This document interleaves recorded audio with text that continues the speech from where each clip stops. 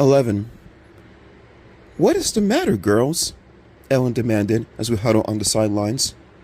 She glanced from player to player, examining each one with concern. Anna dropped down wearily to the floor, her shoulders slumped. It looked like she could barely keep her eyes open. Judith leaned her back against the gym's tile wall.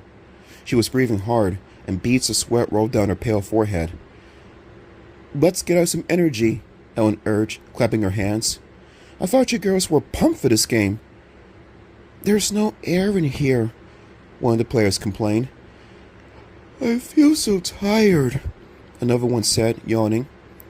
Maybe we're coming down with something, Anna suggested from down on the floor. Do you feel sick too?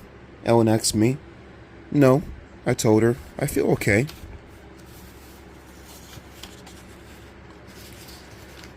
Behind me, Judith groaned wearily and tried to push herself away from the wall.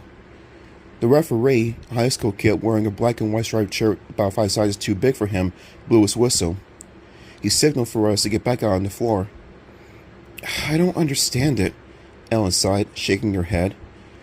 She helped pull Anna to her feet. I don't understand it. I really don't. I understood it. I understood it perfectly. My wish had come true. I couldn't believe it. That strange woman really did have some kind of magical powers, and she had granted my wish. Only not quite the way I had imagined. I remember my words so clearly. I had wished to be the strongest player on the basketball team. That meant I wanted the woman to make me a stronger, better player. Instead, she had made everyone else weaker. I was still the same klutzy player I'd always been. I still couldn't dribble, pass, or shoot. But I was the strongest player on the team. How could I have been such a jerk? I scolded myself angrily as I trotted back to the center of the gym floor. Wishes never turn out the way you want them to. When I reached center court, I turned back and saw Judith, Anna, and the others trudging onto the floor. Their shoulders were slumped, and they dragged their sneakers over the floor as they walked. I have to admit, I enjoyed it a little. I mean, I felt perfectly fine, and they looked so weak and pitiful. Judith and Anna really deserve it, I told myself. I tried not to grin as they slumped into their places, but maybe I was smiling just a little. The referee blew his whistle and called for a jump ball to start things off. Judith and a Jefferson player faced each other at the center circle. The referee tossed the ball up. The Jefferson girl jumped high. Judith made a real effort. I could see the strain on her face, but her feet didn't even leave the floor. The Jefferson player batted the ball to one of her teammates, and they headed down the floor with it. I chased after them, running at full speed, but the rest of my team could only walk. Jefferson scored with an easy layup. Come on, Judith! We can catch them! I shouted, clapping my hands cheerfully. Judith glared dully at me.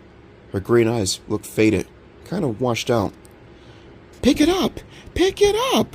Let's go, Mustangs! I cheered energetically. I was really enjoying rubbing it in. Judith could barely bounce the ball inbounds. I picked up and dribbled all the way down the floor. Under the basket, one of the Jefferson players bumped me from behind as I tried to shoot. 2 foul shots for me. It took my slow-motion teammates forever to make their way down the floor to line up. Of course, I missed both my foul shots, but I didn't care. Let's go, Mustangs! I shouted, clapping my hands energetically. Defense! Defense! Suddenly, I had become both a player and a cheerleader. I was really enjoying being the best player on the team. Watching Judith and Anna droop around and drag their bodies back and forth like tired losers was the biggest hoot.